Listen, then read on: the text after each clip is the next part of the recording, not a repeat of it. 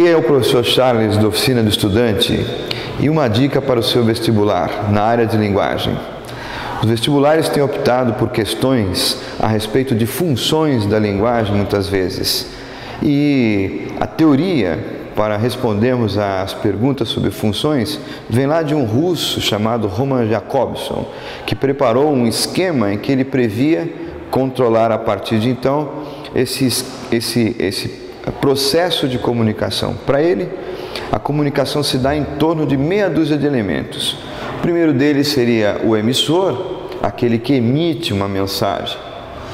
Uma mensagem seria o conteúdo, então, desse processo de comunicação. O destinatário é aquele que vai receber a mensagem, sempre coisas muito simples assim.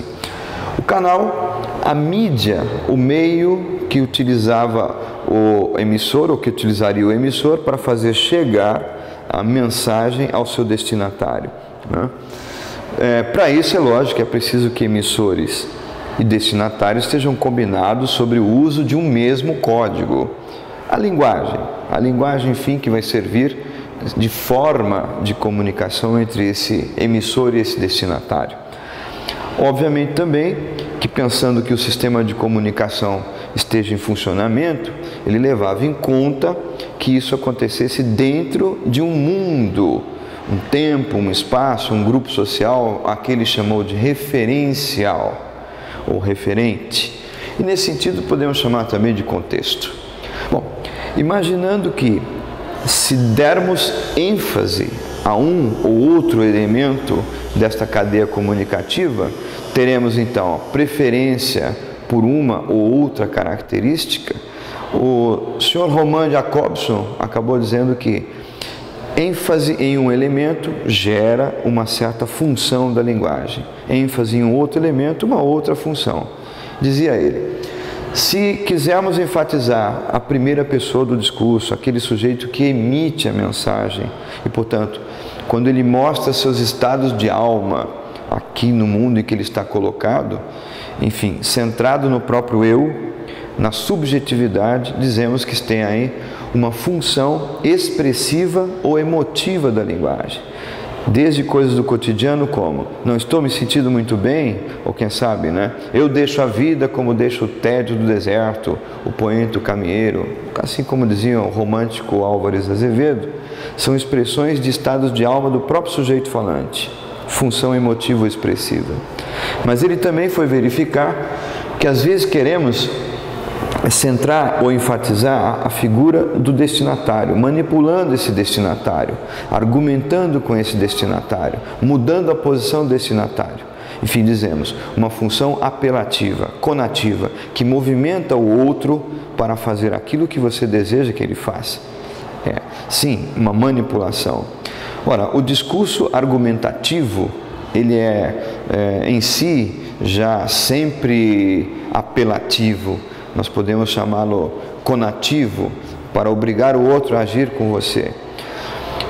Discursos como o discurso religioso, o discurso político, serão sempre muito argumentativos. Quando olhamos, por exemplo, os textos de Machado de Assis, no momento que ele dialoga com o leitor e tenta manipular o leitor, dizemos lá sempre que ele está fazendo um pouco de conação ou de apelação, função apelativa da linguagem, a manifestação de uma manipulação do falante em relação ao seu destinatário. Muito bem. Quando a ênfase está sobre o canal, quero dizer, se é simplesmente o teste do canal de comunicação que nos interessa, para saber se a comunicação pode ou não acontecer, então dizemos, está aí a tentativa de verificar se a linguagem e a comunicação com esta linguagem estão funcionando de fato. Por isso, a função é fática, função fática da linguagem. É o teste, é o famoso alô, como vai? Que não serve senão para estabelecer contato e verificar a possibilidade da comunicação. Quando se liga um aparelho lá de televisão, a gente testa o canal, quando você sintoniza o canal para que a comunicação aconteça. É mais ou menos isso a função fática. Se usarmos, entretanto, a ênfase no código, quero dizer, usar a linguagem para falar da própria linguagem, então teremos aí a função metalinguística. Mais uma vez vamos nos referir ao Machado de Assis, que muitas vezes, no Memórias Póstumas, acaba usando o texto para explicar o próprio texto. A arte aí falando da própria arte, o romance falando do próprio romance. A aula de gramática, sem dúvida, é sempre uma aula metalinguística, né? Drummond de Andrade, na poesia que está sendo solicitada agora pela FUVEST, pela Unicamp, acaba em alguns poemas discutindo a própria composição da poesia. E nesse sentido, dizemos, está acontecendo aí metalinguagem ou função metalinguística. Muito bem. Quando, entretanto, o interesse é situar o receptor e situar o emissor da mensagem num determinado mundo e falar a respeito deste mundo, dar informações sobre aquele tempo, aquele lugar, aquele grupo social, enfim, falar sobre o referente, o contexto, então dizemos a função é informativa ou referencial. É o que acontece, ou deveria pelo menos acontecer de uma maneira mais pura, no discurso jornalístico, que é o melhor exemplo, talvez, de função informativa da linguagem. O jornal. Agora, se, por outro lado, e por fim, a ênfase está sobre a mensagem, enfim, sobre como dizer e sobre o que dizer, buscando aí uma característica estética, uma preocupação mais cuidada com a história da mensagem. Então dizemos, se há uma função estética, há então função poética. Preferiria eu dizer função estética, né?